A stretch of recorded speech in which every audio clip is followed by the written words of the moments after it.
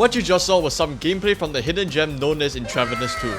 Intravenous II is a stealthy top-down shooter that combines intense tactical gunplay with a gritty atmosphere, similar to the classic Hotline Miami series.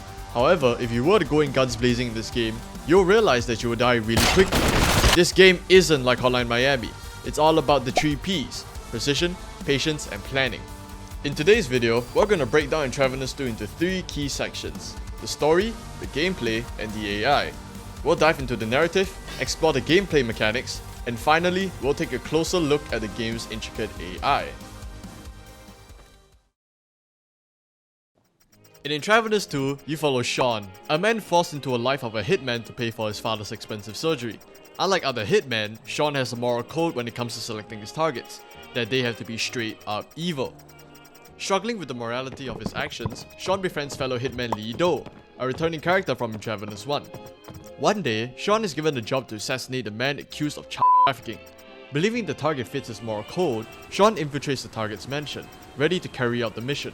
However, when confronting the man, the target is completely confused by the allegations.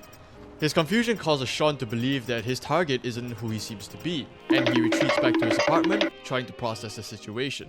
However, Sean gets a call from an unknown individual who appears to be very angry with his decision to let the target go. The caller then claims that he has his father hostage and that they have to do exactly as they say or else they'll kill him.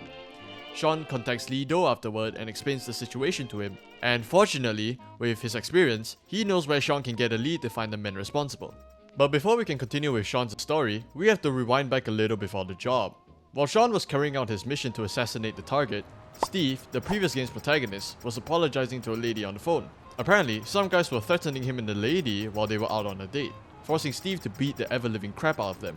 His date, however, really did not like that, which was why Steve was apologizing on the phone.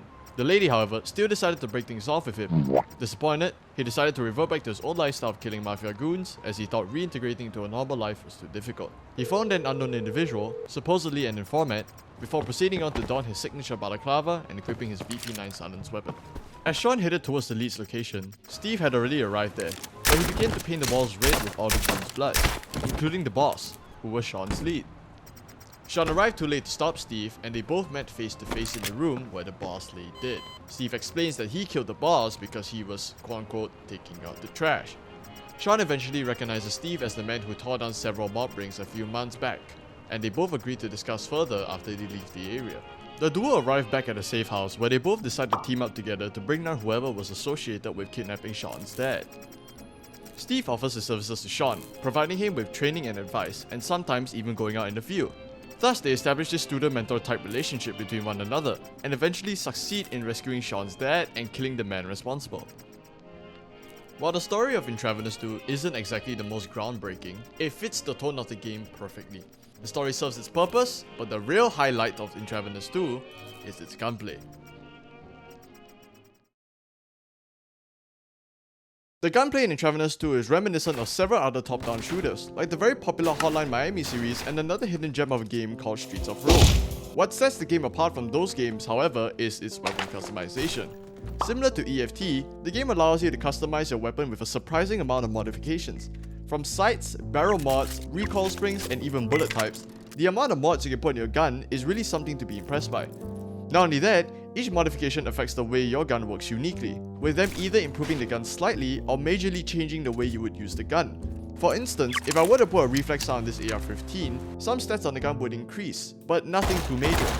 But say I put on the 2x scope instead, the AR-15 basically turns into a DMR, shifting my playstyle to picking off targets from a distance.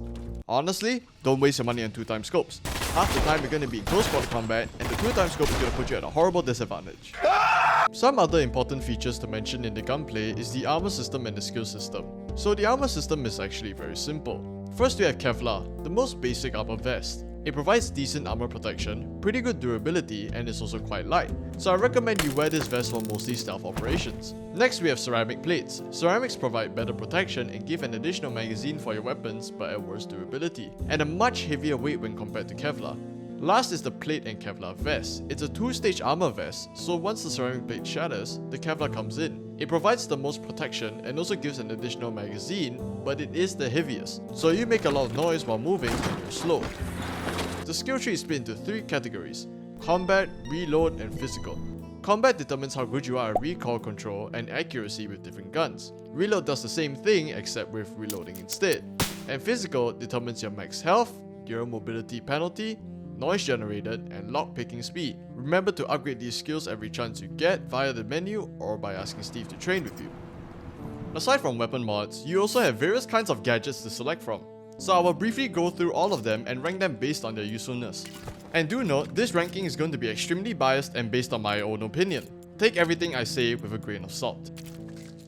So first we have the HSR EMP. The HSR EMP is basically a pocket EMP pistol with infinite uses that temporarily deactivates electronics. So cameras, radios, and lights will all be affected by this EMP, and they will deactivate for a pretty decent amount of time. It's very useful and can be applied in almost any situation, so it gets an S tier. Next we have the PKC EMP, a short-range EMP device that you carry around and can trigger to deactivate any electronics in your radius. It has infinite uses, but the recharge takes a while unless you're moving fast. Its radius is too small for me, and the recharge takes way too long. C tier. Next we have the taser, a pretty good gadget that can be used to take down enemies without killing them. The taser doesn't generate that much noise and is thus viable during stealth operations. The ammo is limited, though you can find some charges around the map occasionally. It's a one-hit knockdown and is a pretty good gadget overall, so for that it gets an A tier. Next is the empty magazine. Its sole purpose is to distract enemies, and it does indeed distract enemies. I will say there is usually a bunch of rubbish you can find around to use as a distraction tool, so you don't really have to carry these mags around. The one good thing about them is that you get 3 of them, so I guess for that it gets a C tier. Next is the Noisemaker. The Noisemaker is a gadget that you can trigger on demand, kinda similar to the lure from Watch Dogs 1. Enemies can pick up the Noisemaker and carry them around in their pocket as well. Again, you can always pick up rubbish and toss it to create a distraction, and you only get 1 Noisemaker as well. I've never really liked this device, and I've only ever started using it just because I have to make this list. So it gets a D tier. Next up is the gas grenade. The gas grenade is a pretty decent grenade, its area effect isn't bad, and it has saved me a fair few amount of times when the NPCs were rushing me.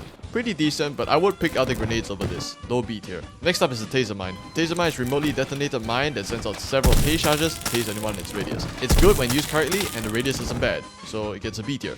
Next is the throwing knife. The throwing knife has 2 uses. One is for close quarter combat, and the other is to throw it at enemies like soap at the end of MW2. It's a one-hit kill for both stashing and throwing, plus you get a unique animation for killing someone from behind. I like it very much, and I bring it for almost every run.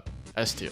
The flashbang is a good gadget to have when you're trying to surprise your enemies. You toss them around the corner and a large portion of them go blind, and some even begin to blind fire as well, causing some friendly fire amongst them. It's cool and sort of useful, and the only thing I would complain about is that you only get 2 of them, low A tier. Now we have the frag grenade. The frag grenade is the most overpowered gadget in this game. Not only is its explosion radius quite generous, but the fragmentation shells go beyond the explosion radius. Additionally, the grenade explosions also cause flames to burst, burning anyone who tries to go through them. It's a very good loud gadget to bring around, so for that it gets an S tier. Next we have the Molotov. Very self-explanatory as to how it works. You throw it at people and they burn. The fire spreads to other flammable tiles in the area as well, but like the gas grenade, I would pick the flashbang and the frag over this. It gets a B tier. Motion Mine. It works exactly like how claymores work in R6, and it does the job well. I don't have much else to describe this gadget, so I'm just gonna give it a B tier. The flare gun works like a pistol version of the Molotov. You get 3 flares, but the accuracy isn't great. Then again, you don't really need accuracy when you're setting things on fire. It's alright, and it is actually quite fun to use. So for that, the flare gun gets an A tier. Next is the med kit. The med kit heals you when you're hurt and gives you a temporary healing boost as well. It can also heal up to 40 HP of your health before being used up. It's useful, but not as fun when compared to other gadgets. So for that, it gets a B tier. Last but not least, painkillers. You get 15 of them and it gives you a small speed boost when you're hurt. But that's about it. I'm not a very big fan of these, but I recognize that they have their uses, so it gets a C tier. And finally, you have noise factor and mobility at the bottom right hand corner of the screen. These show your noise level and your speed, which is important in Intravenous II. Make sure you're not making too much noise when prepping for stealth ops, and always make sure you're not too slow. So now that you're equipped with this knowledge, you should now be able to prepare well before starting any mission in Intravenous II. Once you spend your time selecting your gear, your missions in Intravenous II should start to look something like this.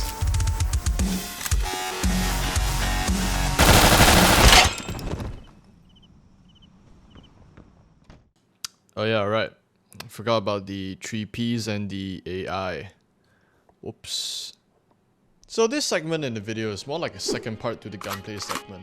Both work together in harmony to produce a game where you can die super easily, but the gameplay is just so amazing that you want to invest time into it to learn about the mechanics so you can die later in the game. Does that make sense? When I talk about the AI in Intravenous II, I'm actually referring to the difficulty in this game and how it disempowers you. At Intravenous II's highest difficulty, which is the best difficulty to play on, the game becomes really realistic. Enemies do and receive 50% more damage, your health influences your movement speed, enemies will engage with you more often, falling bodies generate noise which can alert nearby enemies, enemies will notice missing people and patrols, and the worst part is that you only get 3 save files per mission. That's terrible, but you can get a few extra save files from traveling around the map. This difficulty makes the AI far more dangerous, forcing you to use everything in your arsenal or even your surroundings. And ironically, this makes the game even more fun. Feeling vulnerable and having to rely on what you have creates a lot of tension. For example, look at this clip over here. I'm currently walking through a very dark corridor while a bunch of enemies armed to the teeth are near inches away from me. The only thing between me and the enemy is darkness, and all it takes is one of them to have a flashlight to find me. These are the moments that Intravenous II want you to experience. The amount of tension that was created. I was at the edge of my seat, man. Holy shit. So, how do you beat the AI at this difficulty? Or rather, how do you enjoy playing at this difficulty? Well, you have to use the 3 Ps, right? Remember that? Remember the 3 Ps? Okay. So the first one is precision. When it comes to hitting your shots, make sure your crosshair is always directly on the enemy, because having your crosshair on them makes it much more accurate. The second P is planning. Always make sure you scout ahead and memorize the enemy paths. If you can't discreetly kill an enemy, then go from another path instead. Last but most important is patience. Going in and immediately killing an enemy upon seeing them is a very bad move. It's taboo. You never know if there are nearby enemies that could hear your shot or even see you. So, be patient, look around, slowly approach your target and kill them. And have the patience to hide the body as well. Now that's all the 3 Ps out of the way, let's combine everything we have learned so far and see what it should look like. Okay, let's actually bring some weapons this time. Very important, look at the volume produced. Seems like the lowest volume is the BNT VP9. It produces 26.6 meters. Alright, we got our trusty EMP, we got the throwing knife, I don't know what else to bring. Taser's pretty good. And I'm not bringing a fucking noisemaker. Noisemaker sucks. I don't know, empty magazine. Okay, this is the start. Okay, I did not restart just now.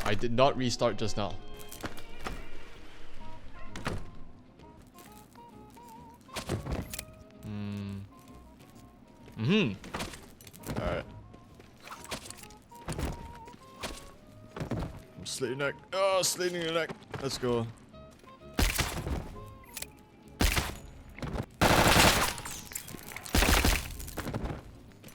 Okay, well, they are confused over there. I'm gonna do a little detour here. And there it is, the ass veil. And it's mine, baby. Give me that ass veil. Shit.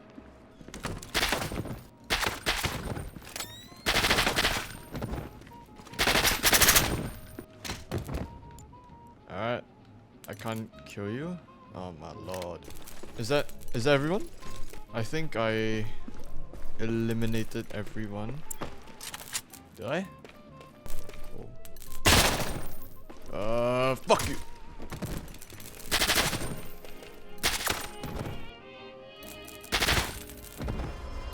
Okay, there it is. Everyone is dead now.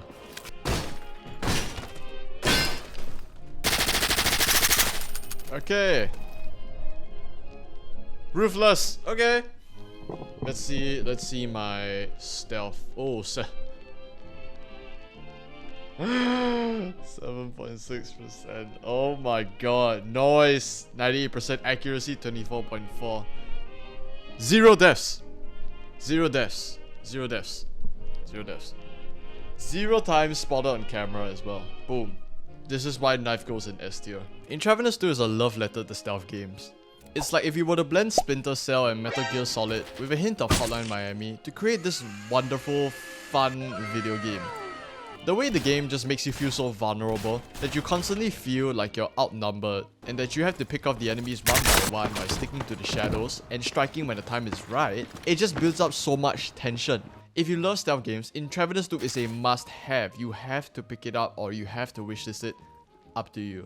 The game currently costs $18.50 HGD, which is like the equivalent of $14.50 USD, I think. So, you know, please really do consider Intravenous II. It's a fantastic game. Wishlist it, buy it on sale. It's really worth it. I love the game. And that's all for today's video. If you liked it, please do consider subscribing and liking this video. If you have any requests, you know, something like that, yeah, just leave it down in the comments. Check out my other videos, I guess, of Gladio Mori. I don't really have anything else right now, so yeah. So please, you know, just yeah, thank you for watching. Thank you for watching.